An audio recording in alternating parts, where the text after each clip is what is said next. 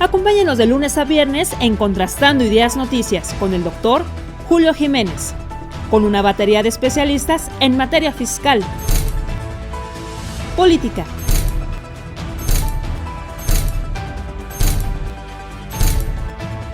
economía, finanzas, justicia, deportes y espectáculos. Acompáñenos a las 22 horas, tiempo del centro.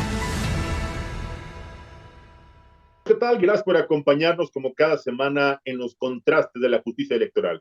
Soy Julio Jiménez y hoy platicaremos con un experto, con una voz autorizada en temas políticos y electorales, el doctor Marco Antonio Baños, que analizará y le daremos el seguimiento que habíamos acordado en las pasadas semanas sobre los temas medulares de la reforma constitucional en materia electoral. No le cambie, esto es Contrastando Ideas Noticias. Iniciamos.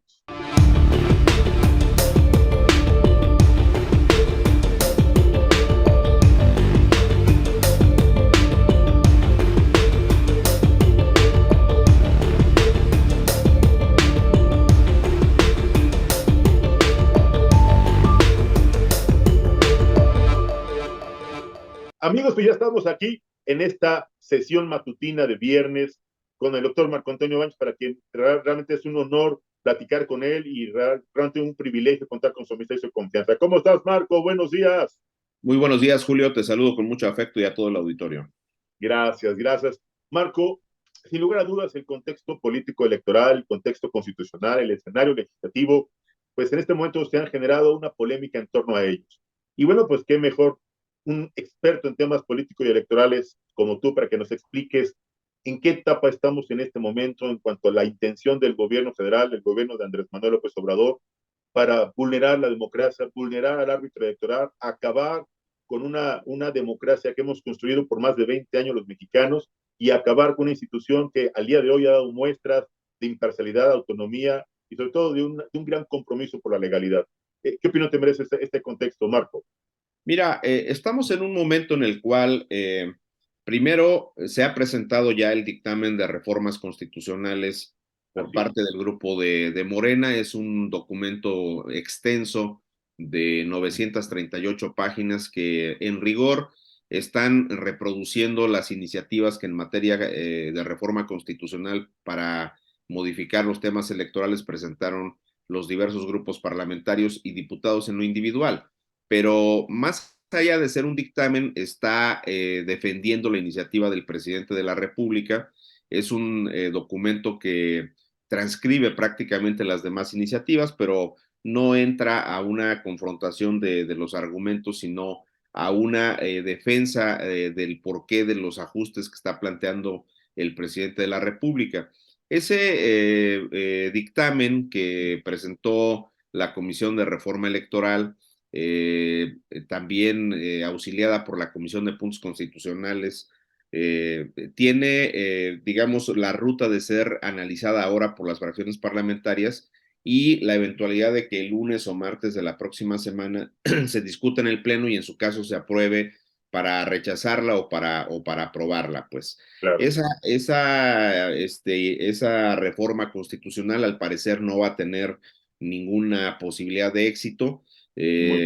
Parece ser que la marcha del pasado día 13 que organizó la sociedad civil para expresarle al presidente su desacuerdo con la reforma constitucional ha tenido éxito, y tal no ha tenido que el propio presidente ha reaccionado como en una especie de, vamos, de respuesta a esa marcha, convocando a una segunda marcha que tendrá verificativo este domingo que sigue y Claro. que se espera sea multitudinaria. Se habla mucho del esquema de operación que Morena ha tenido para que los gobernadores, para que los propios dirigentes del partido, para que los legisladores convoquen a mítines. Y de hecho López Obrador, que suele ser muy, crítico en este tipo de logísticas, pues ha pedido que los gobernadores de Morena, los 22 gobernadores que tienen, sean los que encabecen los diversos contingentes que se van a aglutinar sobre reforma y que van a ir hacia el Zócalo, porque pues quiere él decir que estos 50 o 60 mil que hubo en la marcha del día 13, que evidentemente son muchos más, y por que supuesto. para Martí Batres fueron 10,000 o 12,000, pues vean muchos en Reforma y llenen toda la plataforma del Zócalo, de la que el presidente pues se siente el amo y señor, el dueño. Ese esquema de reacción que tuvo el presidente, en mi opinión, también es un mensaje claro de que la reforma constitucional no tiene ninguna viabilidad. No, el presidente sabe que con el tema de la reforma que destruiría eventualmente al INE, pues no le fue bien, y que él quiere, al final de cuentas, bajo el pretexto del cuarto informe adelantado, ¿no? Porque aquí Así el es. presidente mueve las fechas como él considera, en rigor debería ser el primero, pero pues como es un mensaje político, pues él lo quiere hacer el 27, y dice que no es contra la marcha, quiere demostrar músculo. Sí, es un tema interesante, habrá que ver cómo el presidente de la República, ya en su carácter no de líder de Morena, no de líder de la oposición, sino de jefe de Estado, pues moviliza a las masas, con independencia de los esquemas del acarreo de los que él mismo se ha reído en las mañaneras. Ayer Claro. vimos cómo se reía de una manera muy forzada, diciendo que no se trataba de acarreados, que lo criticaban por eso, pero que la gente estaba muy feliz y que ya no había autobuses para poderla trasladar. Entonces, la reforma está en ese punto, y bueno, el presidente ha planteado la posibilidad de que haya un plan B que incluiría cambios a las leyes secundarias, y que también generaría algunos pues esquemas de presión para controlar el procedimiento de la designación de los consejeros electorales. Creo que el punto central del plan B es quedarse con las 4 consejerías que se quedan vacantes a partir Obviamente. del día 3 de abril del próximo año. Ese es el verdadero plan B que tiene el presidente. Pero mira, entre los cambios, empecemos con el paquete de reformas que se han filtrado hacia las legislaciones secundarias, que las conoceremos formalmente hasta la siguiente semana, pero ya Claro. en ese esquema de modificaciones a la legislación, pues se habla de primero introducir un par de ajustes, uno que prohibiría a los consejeros y consejeras electorales estar por 10 años sin poder ocupar responsabilidades en los cargos públicos o ser postulados a cargos de elección popular, y luego restringirles durante 3 años la posibilidad de poder contratarse en alguno de los organismos electorales.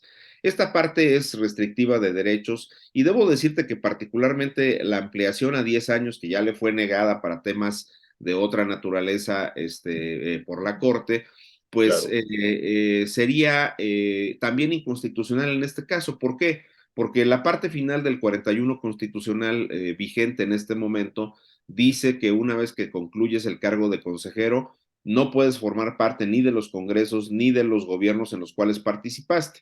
Pero en Ya, todo claro. caso, si en alguna elección local reciente en la que tú participaste, por ejemplo, estos consejeros no podrían estar en ninguna de las 6 estructuras de gobierno de los estados que tuvieron elecciones en esta ocasión, tampoco en el Congreso de Durango, porque pues, lo acaban de organizar. Sí. Pero esa restricción duraría un máximo de 5 años más, es decir, el periodo que duran estas administraciones, o los 3 años que duran los congresos locales. Pero aquí ampliarlo a 10 años resulta inconstitucional, es contrario al 5 constitucional y a los derechos político-electorales que tienen las personas. Ahora, Claro. en el caso de los 3 años, pues le limitas la posibilidad de que desarrollen las actividades para las cuales son expertos. Esa parte está en las propuestas que, insisto, se han filtrado a medios de comunicación entre lo que propone López Obrador. Ahora, yo te diría que hay también una propuesta que sí es muy preocupante, que tiene que ver con el hecho de que se puedan subsumir algunas áreas del INE, y eso le quitaría al INE uno de los brazos operativos más importantes. Es un viejo sueño de Pablo Gómez, hay que decirlo. Siempre ha querido que las direcciones de organización y de capacitación, que son 2 de las estructuras operativas más importantes o las más importantes que tiene el INE junto con el registro Así de es. electores, pues queden convertidas en una sola área. Pero quitar la dirección de organización para meterla en capacitación es quitarle al INE todo el esquema de coordinación que tiene con las juntas locales y distritales, Por quitar supuesto. el área que se encarga de la documentación y materiales electorales, de las estadísticas, y en general de ser la correa de transmisión de toda la información que sube y que baja de las áreas centrales a las áreas desconcentradas y viceversa. Entonces, esa parte sí es claramente un tema donde se está buscando achicar al INE. Estás hablando de, en esa parte, quizá de unas 600 o 700 plazas de trabajadores que tendrían que ir a la calle. Y luego en el ámbito de las juntas locales, pues podría implicar también la desaparición de 300 vocalías que igual tienen correlato con las direcciones ejecutivas de organización y de capacitación. Hay una vocalía de organización, una de capacitación en cada una de las áreas. La de capacitación es la que se encarga de la integración de mesas directivas de casilla. Ese es el nivel, digamos, de importancia que tienen estas áreas.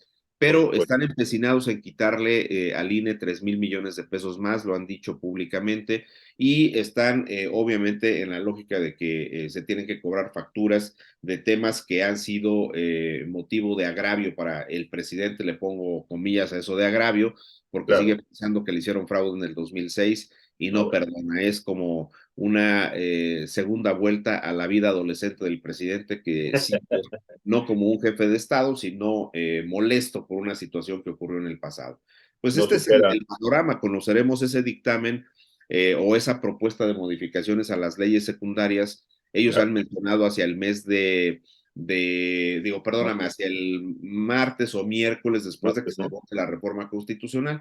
Ya les Claro. urge quitarse de este tema. El propio López Obrador de alguna manera está evadiendo ya la discusión sobre la reforma electoral de una marcha que siendo espontánea, una expresión espontánea de la ciudadanía, pues finalmente hizo que Morena abortara en su plan de reforma constitucional. Ya no se ve cómo Alejandro Moreno pueda zafarse. No le fue nada bien en la propia marcha donde le exigió a la gente que cumpliera con su palabra y que defendiera las instituciones electorales. Y creo que ahora, si Alejandro Moreno se echa para atrás de nueva cuenta, sería tanto como adelantar antes de los resultados electorales del Estado de México y de Coahuila, pues la tumba del PRI. Esa parte creo que no la va a hacer, la clase política priista se lo va a impedir y creo que la reforma constitucional de López Obrador no tendrá viabilidad, pero sí sería muy lamentable y creo que sí lo van a poder hacer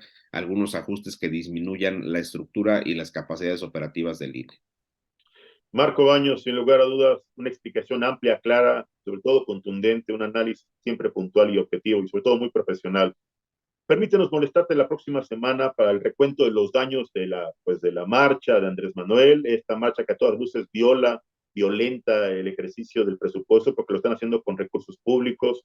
A mí me parece que es un acto más de carácter político electoral que un recordatorio conmemorativo del 4º aniversario del presidente, que parece más bien que es un arrebato del presidente para decirle a la oposición que él es el dueño de las calles, único amo, dueño y señor de las calles. Y bueno, pues tratará de mostrar su músculo político con esta movilización, reitero, llena de acarreados.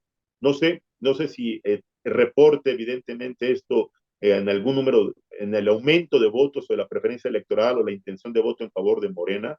No lo sé, sin embargo, pues habrá que estar muy atento a lo que se resuelva, a lo que se vote la próxima semana allá en Cámara de Diputados sobre esta reforma electoral, que por lo que he visto y escuchado, y hoy me lo confirmas, muy probablemente no va a pasar, pero el plan B, evidentemente, también hay que tenerlo muy atento y estar yo diría, precavidos y prudentes de lo que pueda resolverse en cuanto a la condición político-electoral.